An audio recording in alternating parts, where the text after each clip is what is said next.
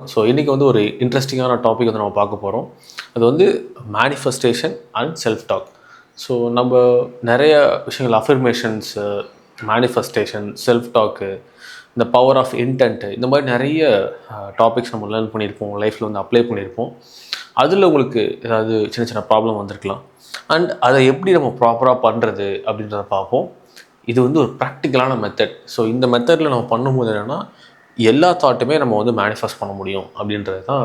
எப்படி ஆகுது அப்படின்றத பார்ப்போம். அதுக்கு பின்னாடி இருக்கிற சயின்டிஃபிக் ரீசன்ஸையும் பார்ப்போம்.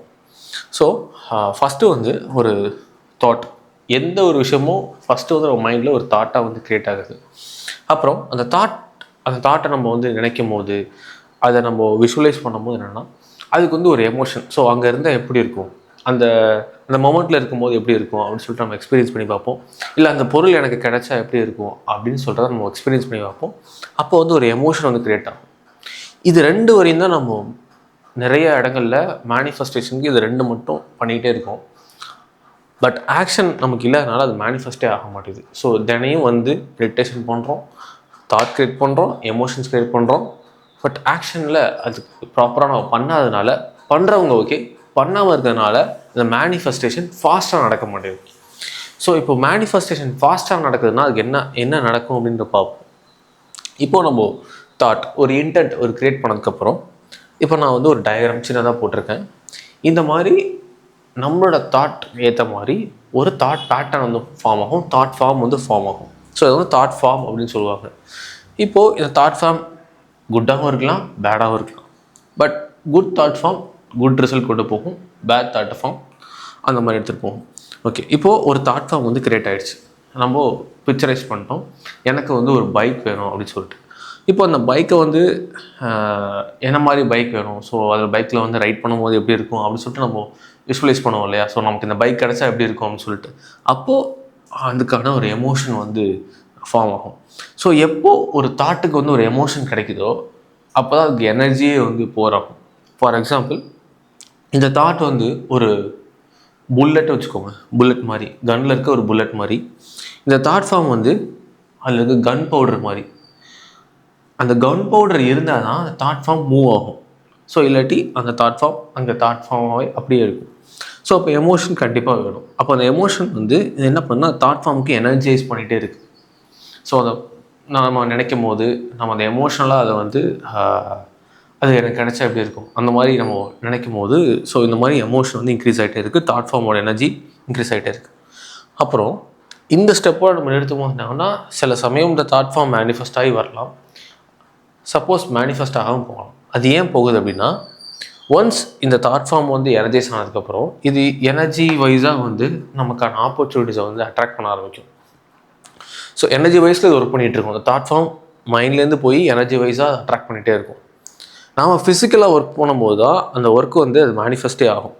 ஸோ ஒன்ஸ் நம்ம ஃபிசிக்கலாக ஒர்க் பண்ண ஆரம்பித்தோம் அப்படின்னா அப்போ தான் தெரியும் நம்ம தாட் ஃபார்ம் எவ்வளோ வந்து மேனிஃபெஸ்ட் ஆகிருக்குன்னு அப்படின்னு, நம்ம தாட் ஃபார்மோட எனர்ஜி என்ன அப்படின்றது தெரியும். ஸோ இது வந்து ஸ்டெப் பை ஸ்டெப்பாக தான் ஒரு தாட் வந்து எனர்ஜைஸ் ஆகிட்டே இருக்கும். ஃபார் எக்ஸாம்பிள், எல்லா ரிலீஜியஸ் எடுத்துக்கோங்க, எல்லா ஸ்பிரிச்சுவல் மாஸ்டர்ஸ் இருக்காங்கல்ல, அவங்கவுங்களுக்குன்னு ஒரு ஐடியாலஜி இருக்கும், ஒரு வே இருக்கும். அதெல்லாமே வந்து பார்த்தோன்னா ஒரு தாட்டு தான். அந்த தாட் ஃபார்ம் வந்து எவ்வளோ எனர்ஜைஸாக இருக்கோ அவ்வளோ பீப்புள்ஸை வந்து அதை அட்ராக்ட் பண்ணிகிட்ருக்கும். அது ஃபிசிக்கலாக வந்து மேனிஃபெஸ்ட் ஆகிட்ருக்கும். ஸோ அதுக்கேற்ற மாதிரி ஒரு சிஸ்டம் வந்து அவங்க உருவாக்கி வச்சுருப்பாங்க. ஒன்லி அது தாட் ஃபார்மாக மட்டும் இருக்காது, அது எப்படி மேனிஃபெஸ்ட் ஆகும் அப்படின்ற ஒரு சிஸ்டம் வந்து அங்கே இருக்கும். இல்லைனா அது வெறும் தாட் ஃபார்மாக அங்கேயே இருக்கும். ஸோ இதுதான் அதுக்கான பேஸ். இப்போ வந்து ஒரு ஃபஸ்ட்டு கான்செப்ட் வந்து பார்த்துட்டோம். இப்போ ரெண்டாவது கான்செப்ட் இது எப்படி ஈஸியாக புரிஞ்சுக்கலாம் அப்படின்னா, ஒரு ஆர்டிஸ்ட் இருக்காங்க. ஸோ ஒரு ஆர்டிஸ்ட் வந்து ஒரு ட்ராயிங் ஒரு கேன்வாஸில் வரைகிறதுக்கு முன்னாடி அவங்களுக்கு வந்து ஒரு இமேஜின் பண்ணிப்பாங்க, ஒரு இன்ட்யூஷனாக வரும். ஓகே, இந்த மாதிரி நம்ம ட்ராயிங் வரையலாம்னு சொல்லிட்டு. ஓகே, அது வரையும் போது பார்த்தோன்னா டீட்டெயில்ஸ் அதிகமாக கொடுத்துட்டே இருப்பாங்க. ஒன்ஸ் அந்த டீட்டெயில்ஸ் கிடைக்க அது அந்த ஃபிசிக்கல் ஆர்ட் வந்து மேனிஃபெஸ்டேஷன் ஈஸியாகும். இன் அ சேம் வே இந்த டீட்டெயில்ஸ் எப்போ வரும்னா, நம்ம ஃபிசிக்கலாக ஒர்க் அவுட் பண்ணும்போது தான் அது அதிகமாக நமக்கு கிடைக்கும். விஜுவலைஸாகவும் கிடைக்கும், ஃபிசிக்கலாகவும் கிடைக்கும். எப்போ நமக்கு டீட்டெயில்ஸ் இல்லையோ அப்போ அது அங்கே மேனிஃபெஸ்ட் ஆக போகிறது இல்லை அப்படின்றது நமக்கு ரியலாகவே புரியும். ஏன்னா நம்ம சொல்லலாம், நம்ம வந்து இன்னவாக போகிறோம், நமக்கு இது வேணும் அது வேணும்னு சொல்லலாம். பட் இது எப்படி வரப்போகுது, இது எப்படி அங்கே ஆக போகிறீங்க அப்படின்ற டீட்டெயில் தெரில அப்படின்னா நம்ம மேனிஃபெஸ்ட் பண்ண போகிறதில்லன்னு அர்த்தம். ஸோ எவ்வளோக்கு எவ்வளோ நம்ம டீட்டெயில்ஸ் அதில் ஆட் ஆகிட்டே போகுதோ, எவ்வளோக்கு எவ்வளோ டீட்டெயில்ஸ் நம்ம சேகரிக்கிறோமோ அவ்வளோக்கு அவ்வளோ மேனிஃபெஸ்டேஷன் வந்து ஃபாஸ்ட்டாக இருக்கும். ஓகே, இப்போது சில பொருளை வந்து நம்ம மேனிஃபெஸ்ட் பண்ணுறோம், சிலதை வந்து நம்ம மேனிஃபெஸ்ட் பண்ணுறதில்ல.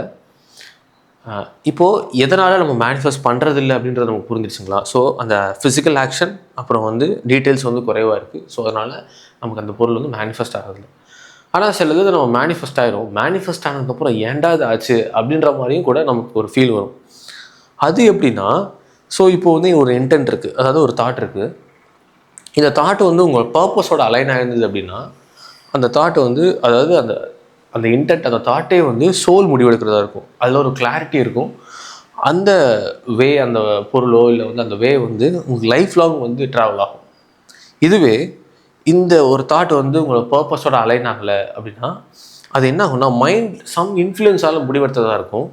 ஸோ அது வந்து ஒரு ஒன்லி டிசைர் பர்பஸ்க்காக இருக்கும். அது வந்து ஒன்லி ஷார்ட் டேர்ம் மட்டும் தான் இருக்கும். ஃபார் எக்ஸாம்பிள், நமக்கு நல்லா தெரியுது இதுதான் நமக்கு பிடிச்ச வேலை, இதுதான் வந்து நம்ம செய்ய போகிறோம் அப்படின்னு தெரியுது அப்படின்னா, அந்த ஒர்க்கை நம்ம எடுத்து பண்ணும்போது ஒரு கிளாரிட்டி இருக்கும். அது லைஃப் லாங் நம்மளால் பண்ண முடியும். இப்போது என்ன ஆகுது அப்படின்னா, நிறைய பீப்புள் வந்து சோஷியல் மீடியா பார்க்கறதுனால இருக்கிறதுலே இதில் அதிகமாக பணம் சம்பாதிக்கலாம், இருக்கிறதுலே பணம் சம்பாதிக்கக்கூடிய ஒர்க் என்ன, ஷேர் மார்க்கெட்டாக இருக்கலாம், காமர்ஸ்லாம், அது வந்து தப்பே கிடையாது. அது அவங்களோட பர்பஸோட அலைன் ஆகும்போது அவங்க அது வந்து சக்ஸஸாக பண்ணுவாங்க. இதே அவங்க பர்பஸோட அலைன் ஆகலை, அவங்களோட நேச்சருக்கு அது சூட் ஆகலை அப்படின்னா, ஒன்லி ஃபார் எல்லோரும் அதில் வந்து பணம் காசு பார்க்குறாங்க, ஸோ நானும் அதில் போய் பணம் காசு பார்க்க போகிறேன் அப்படின்னு பண்ணாங்கன்னா, அது வந்து ஒரு மைண்டு வந்து ஒரு டிசைராக ஒரு ஒரு இன்ஃப்ளூயன்ஸால் முடிவெடுக்குது. ஸோ அதை ரொம்ப நாள் பண்ண முடியாது. அது பண்ணதுக்கப்புறம் கொஞ்ச நாள் கழித்து ஷார்ட் டேர்மில் கைவிட்டுருவாங்க. ஸோ இப்போது அப்போ எந்தெந்த முடிவெல்லாம், எந்தெந்த விஷயங்கள்லாம் நீங்கள் மேனிஃபெஸ்ட் பண்ணி கொஞ்ச நாள் விட்டுட்டிங்களோ, அது உங்களோட சோல் எடுக்காத முடிவு. ஸோ அது வந்து மைண்டு வந்து இன்ஃப்ளூயன்ஸால் எடுத்த முடிவு. அப்போ எந்த ஒரு விஷயம்லாம் நீங்கள் மேனிஃபெஸ்ட் பண்ணி அதை லைஃப் லாங் உங்களை ட்ராவல் ஆகுதோ அதெல்லாம் உங்கள் சோலோட எடுத்த முடிவு. ஸோ இந்த மேனிஃபெஸ்டேஷன் வெறுமனே வந்து மெட்டீரியலாக மட்டும் இல்லை, நம்ம லைஃப்காகவும் எடுத்துகிட்டு போகலாம்.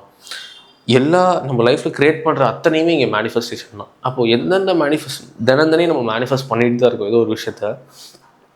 அப்போ இந்த மேனிஃபெஸ்ட் பண்ணுற விஷயங்கள் உங்கள் பர்பஸோட அலைன் ஆகுதா அப்படின்னா அது லாங் டைம் உங்களோட ட்ராவல் பண்ணும். அங்கே ஒரு கிளாரிட்டி இருக்கும். சப்போஸ் எனக்கு இது வேணும் அது வேணும்னு சொல்லிட்டு உங்கள் பர்பஸோட அது மேட்ச் ஆகலை அப்படின்னா, வாங்கின கொஞ்ச நாள்லையோ இல்லை வந்து அதை பயன்படுத்துகிற கொஞ்ச நாள்லையோ உங்களுக்கு அது மேலே ஒரு பிடிக்காத தன்மை போயிடும். அது நீங்கள் அதை யூஸ் பண்ண மாட்டீங்க, அந்த பொருளை இல்லாட்டி அந்த லைஃப் ஸ்டைல் உங்களுக்கு ஃபிட் ஆகாமல் போயிடும். அதெல்லாமே வந்து உங்கள் மைண்டு ஒரு டிசைனால் ஒரு இன்ஃப்ளூயன்ஸால் க்ரியேட் பண்ணதுன்னு புரிஞ்சுக்கலாம். ஸோ அப்போது இங்கே வந்து ஒரு 3 விஷயம் எப்படி ஒரு தாட் வந்து மேனிஃபெஸ்ட் ஆகுது. அப்போது செல்ஃப் டாக் வந்து உண்மை தான். அதே மாதிரி நம்ம தாட்டுக்கு பவர் இருக்கானா உண்மை தான். எப்படி இப்படி ஸ்டெப் பை ஸ்டெப்பாக போகுது நம்ம பார்த்துட்டோம். ஓகே, இப்போது இந்த ரியலான மேஜிக் என்னென்னு அப்படின்னா, ஸோ இப்போ வந்து நீங்கள் இந்த ஒரு 3 ஃபார்முலா மட்டும் ஞாபகம் வச்சுக்கோங்க. உங்களுக்கு ஒரு தாட், ஒரு இன்டென்ட் இருக்கணும். அந்த இன்டென்ட்டை வந்து அதை செய்கிறதுக்கு உங்களுக்கு ஒரு எமோஷன் க்ரியேட் ஆகணும். அது எமோஷனலாக நீங்கள் வந்து போகணும். அதை வந்து செய்ய பிடிச்சிருக்கணும், இல்லாட்டி அதை செய்யும் போது நீங்கள் ஹாப்பியாக ஃபீல் பண்ணணும். அது எமோஷன். அடுத்தது ஆக்ஷன் இருக்கணும். இப்போ இந்த 3 சேரும்போது ஒரு பொருள் வேகமாக இங்கே மேனிஃபெஸ்ட் ஆகும். நீங்கள் எப்பெல்லாம் ஒரு விஷயம் வந்து வேகமாக செஞ்சுருக்கீங்கன்னு பாருங்கள், அப்போ இந்த 3மே வந்து அங்கே சிங்க் ஆகிருக்கும்.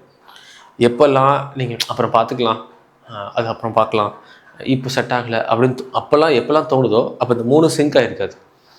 ஸோ அப்போது வேகமாக ஒன்று மேனிஃபெஸ்ட் ஆகணும் அப்படின்னா இதுதான் ஒரு பெஸ்ட்டான ஃபார்முலா.